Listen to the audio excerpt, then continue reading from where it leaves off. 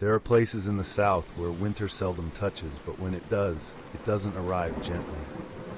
When the cold finally settles over the swamps and backwoods, it feels wrong, like the land itself is holding its breath. Water stills, frogs go silent, and things that usually stay hidden begin to move.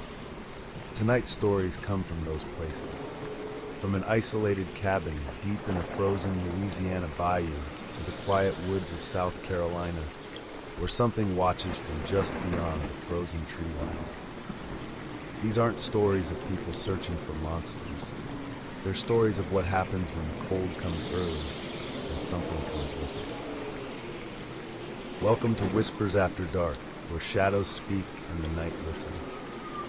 Before we begin, take a moment to like, subscribe, and tap the notification bell so you don't miss future tales. And if you've ever heard something move through the woods or the water when it shouldn't have, you're not alone. Now settle in, let the storm roll softly in the background, and drift with us into two terrifying southern winter creature encounters. Do you believe a person can change into a monster? My grandmother always began her stories of the Rougarou with that question. She spoke of it like a curse, something that wore a human face by day and shed it in the night when the cold came together. I never believed in werewolves, at least not in the way stories told them. But I did believe in signs. In Louisiana, winter is supposed to be mild and damp, cold enough to raise steam from the bayou at dawn, never cold enough to freeze it solid. When the ice came that year, it wasn't the kind of weather you saw coming on a radar map. It was the wrong kind. And when it settled around the cabin, it brought something with it that didn't belong. I was just about 16 that year. My family's cabin was deep along a narrow bayou bend, a place only reachable by a long gravel road and a final stretch by boat deep in the bayou.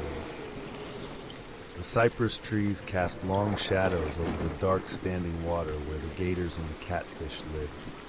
It had been the house where my dad grew up, just my parents, my younger sister, and me.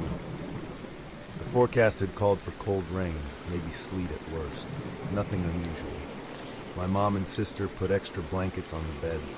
Dad and I brought in extra firewood for our rarely used fireplace. By nightfall, the rain turned sharp and cold. Mom's gumbo was simmering on the stove and the fire crackled in the fireplace. Supper brought a brief sense of normalcy. The cabin filled with the rich, heavy smell of gumbo, sausage, spice, and simmering roux, warming the air and settling into the old wood like it always had. Firelight danced across the walls while lanterns cast soft yellow pools on the table. For a little while, it almost felt like every other winter visit we'd ever made. Outside, the bayou had gone quiet. Not the usual nighttime quiet, but an empty one. No frogs calling from the reeds. No insects humming in the dark. Not even the splash of something slipping back into the water. The silence pressed against the windows, thick and unnatural, and I remember noticing it because it made the crackle of the fire sound too loud. Then the sleet started. At first it was light, just a few sharp taps against the windows, but it quickly built into a constant rattle, skittering across the tin roof in a nervous, uneven rhythm. The temperature dropped faster than it should have, cold seeping through the floorboards and numbing my feet despite the fire. Outside, pale steam rose where sleet struck the bayou's surface, curling through the cypress trunks like slow, steady breath. When I stood near the window, I saw ice forming along the edge of the dock, thin at first, then thick enough to hold its shape. That wasn't supposed to happen. Not here. Not on a Louisiana bayou. My dad noticed it too. He stood beside me, silent, staring out into the trees with a tightness in his jaw I hadn't seen before. He didn't say a word at first. He just reached out and pulled the curtain closed, then checked the lock on the door by feel, like he'd done it 1,000 times before. My sister asked if it was going to snow. Mom told her no. Her voice steady, but a little too quick, too sharp. The fire popped loud in the hearth, sending sparks snapping up the chimney, and for a moment everyone jumped. Later, as the sleet turned heavier and the temperature dropped fast enough to frost the inside corners of the windows, we heard the first sound from outside that wasn't weather. It came from the bayou, slow movement through water thickening with ice. A dragging sound, deliberate and heavy, followed by a pause. Then another. I told myself it was a gator shifting, confused by the cold, but gators didn't move like that. The wind picked up after that, whistling through the trees, carrying something else with it. A smell, wet fur and rot, sharp and sour, cutting straight through the warmth of the gumbo and the smoke from the fire. My dad stood again, this time reaching up and taking the rifle down from above the door. He walked to the window and peered out into the night, listening. For a long moment, he didn't move. Then something struck the glass beside him, hard enough to rattle the frame and send frost sliding down the pane. He didn't flinch. He just stepped back slowly, eyes never leaving the window, like he'd seen exactly what he expected to see. Then he lifted one hand, palm down, motioning for us to be quiet. Quietly, he turned and walked down the short hallway toward the back bedroom. For a moment, all I could hear was the sleet and the low crackle of the fire. When he came back, he was carrying a small wooden box I'd never seen before. It was old, edges worn smooth, the latch dark with age. He opened it without a word. Inside were bullets, but not like any I'd ever seen. They were dull silver, heavier looking, the metal catching the lantern light in a way that made them stand out against the brass casings I was used to seeing. My dad took his time loading them into the rifle, one by one, his hands steady, no shaking, no rush. When he closed the action, the sound felt final. Somewhere out in the trees, something howled. It wasn't a scream. It wasn't an animal call either. It was too long, too controlled, rising and falling like a voice trying to remember how to be one.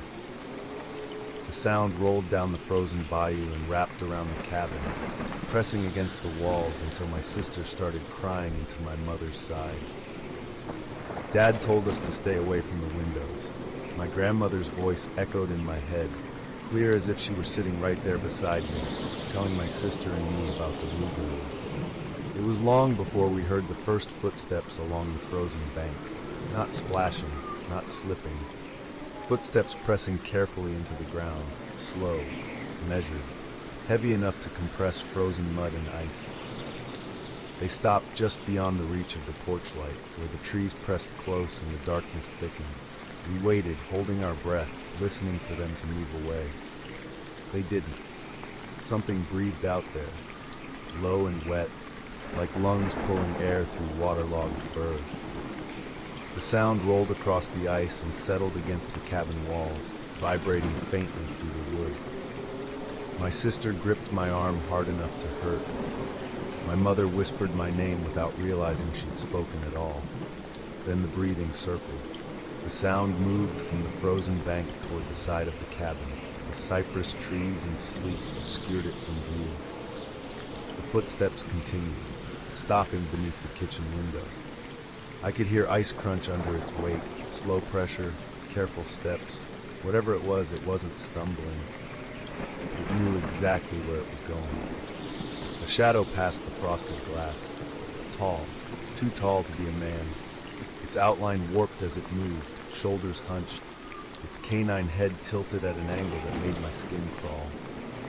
When it paused, the window fogged from the outside, breath blew against the cold glass in uneven bursts.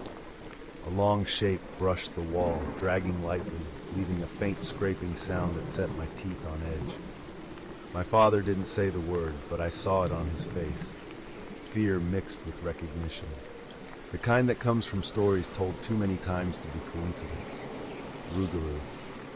The thing shifted closer to the porch. Boards creaked under its weight. I heard claws scrape against wood, testing it, patient and deliberate.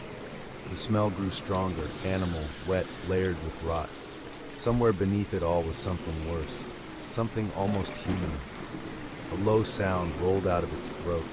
Not a growl, not quite a voice, more like a broken attempt at one. My sister whimpered. The sound cut off abruptly, replaced by silence so heavy it felt like pressure against my ears. Outside, the footsteps retreated a few paces. The breathing stopped. For a moment I thought it was gone. Then the ice cracked. A long, tearing sound ripped across the bayou as something stepped onto the frozen surface. The ice groaned beneath the weight, fractures spreading outward in pale lines beneath the moonlight.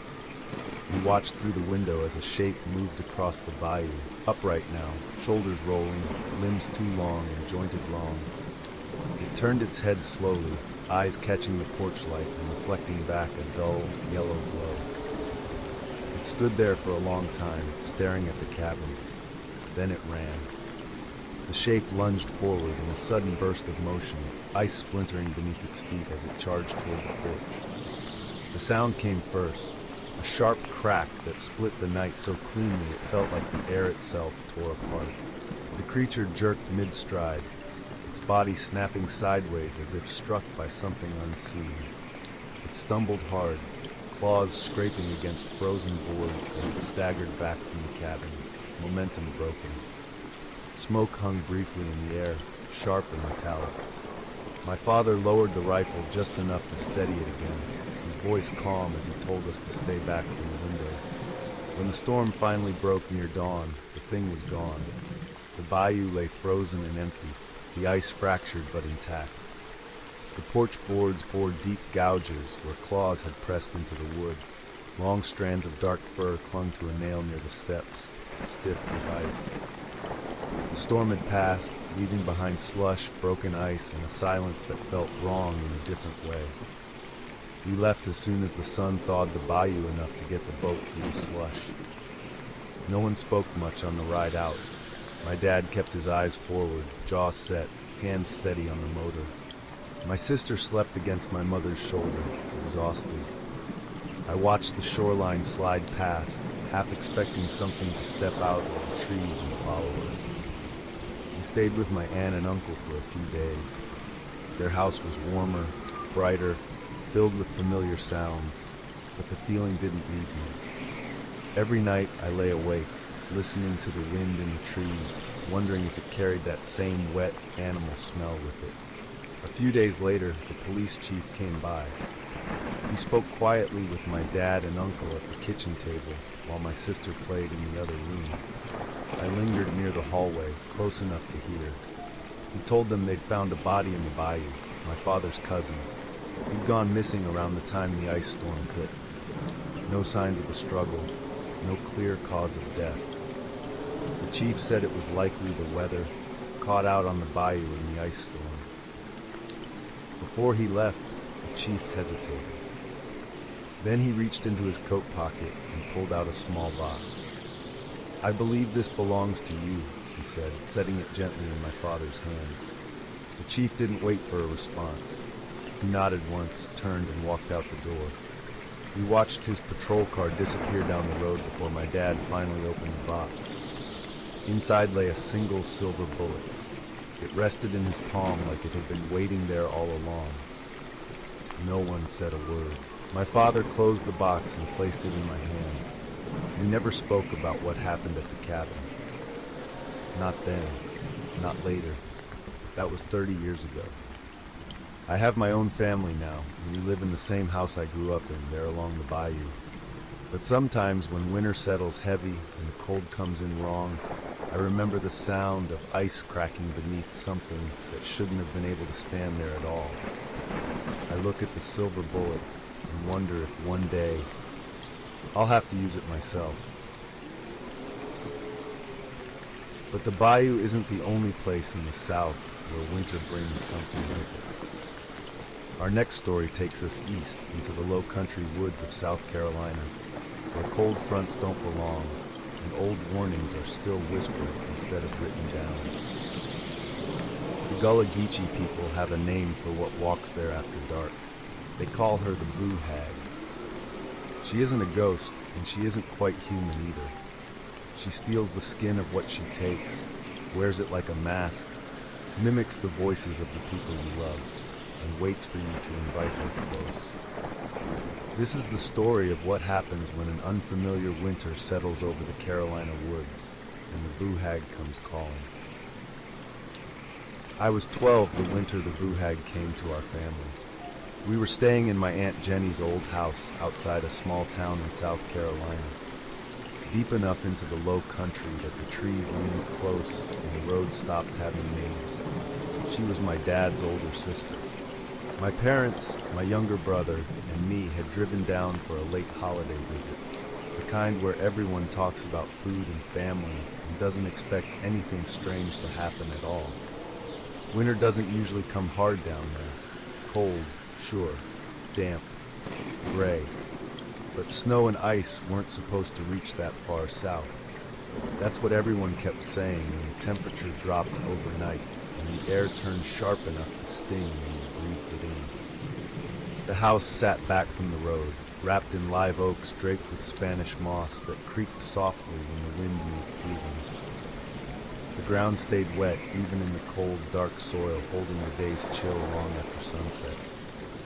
At night, fog settled low and thick, turning the yard into a pale, shifting blur beyond the porch light. The first night, the temperature dropped hard and without warning. Not just much colder than normal, but quieter. The frogs went silent. No insects chirred.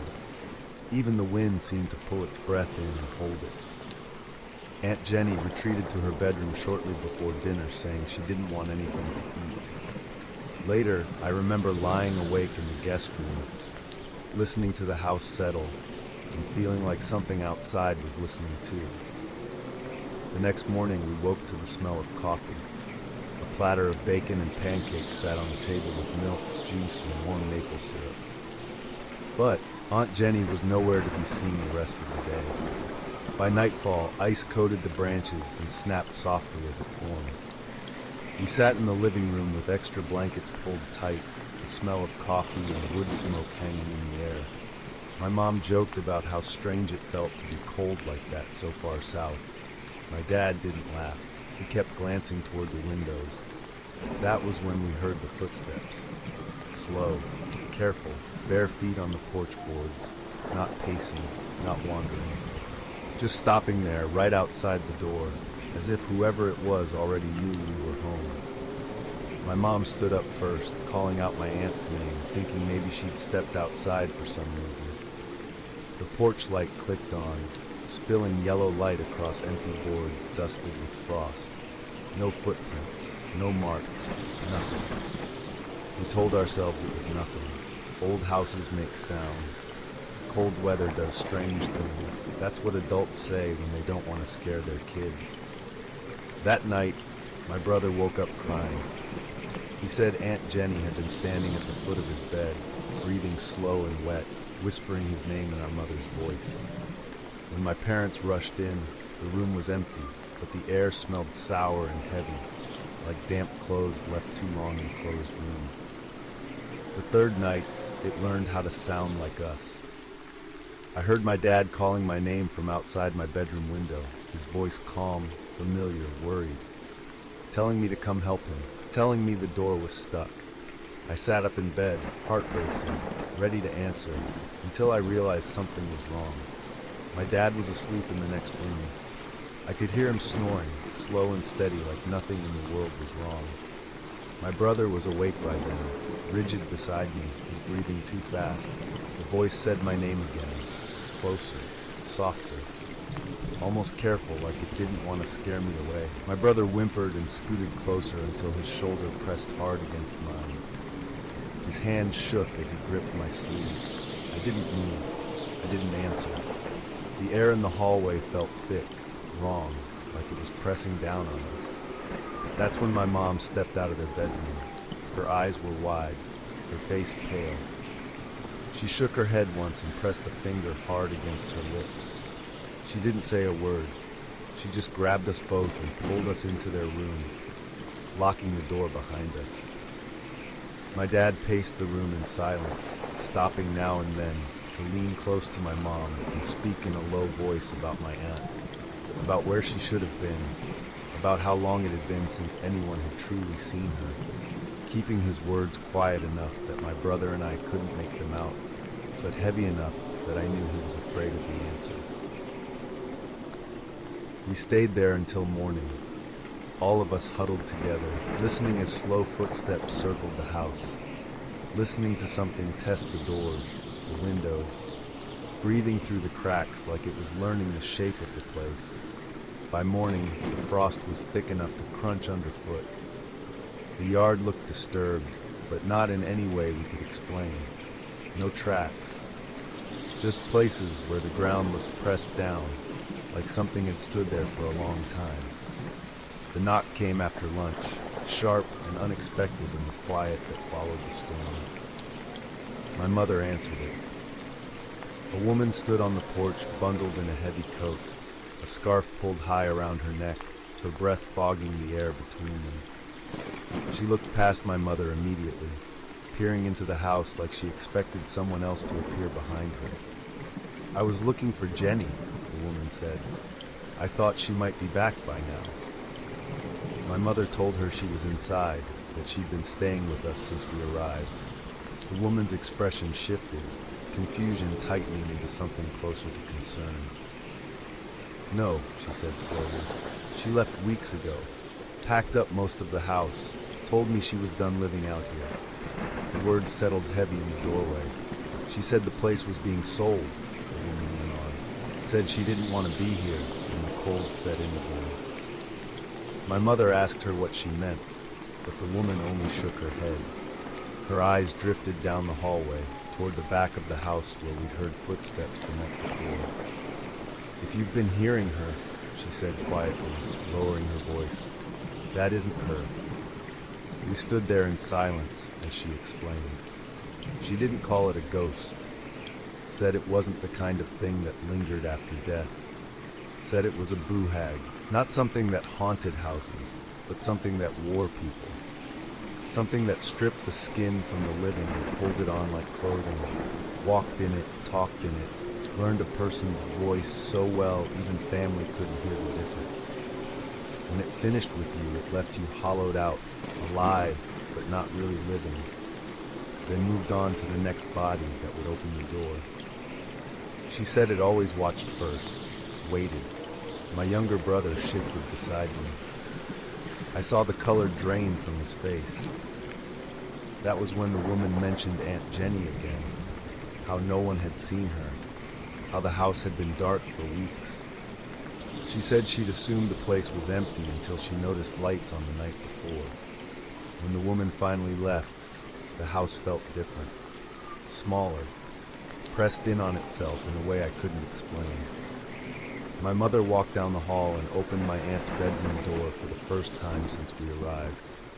The room was empty, the bed neatly made, the closet bare, no suitcase, no coat. A layer of dust coated the dresser and bedside tables, no sign anyone had slept there in weeks.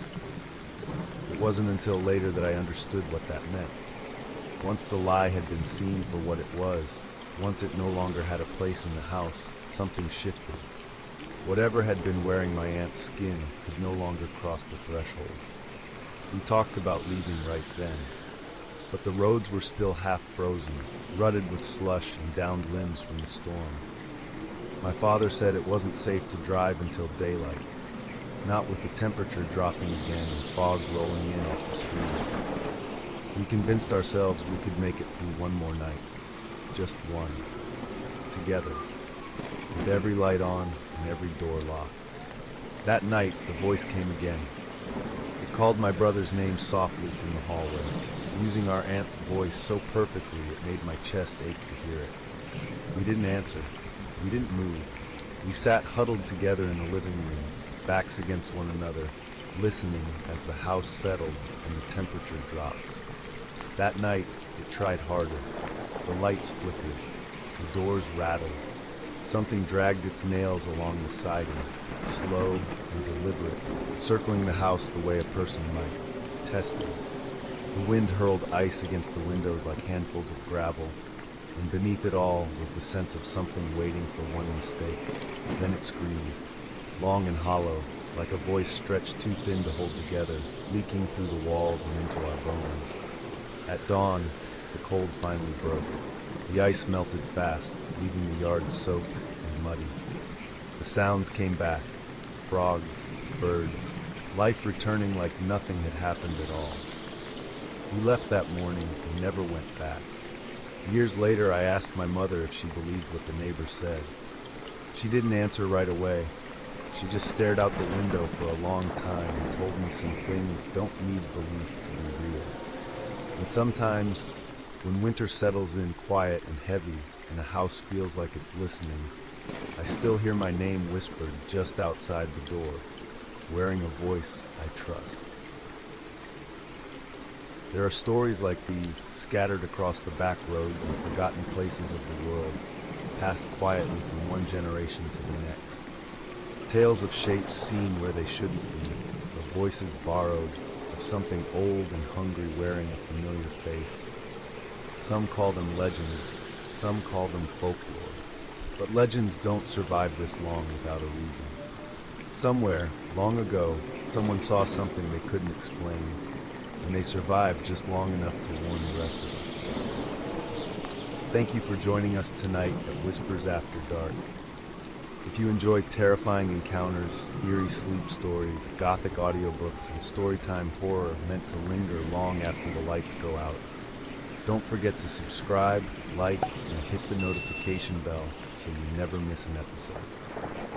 Now let yourself drift off to sleep and rest a while as the storm carries on around you.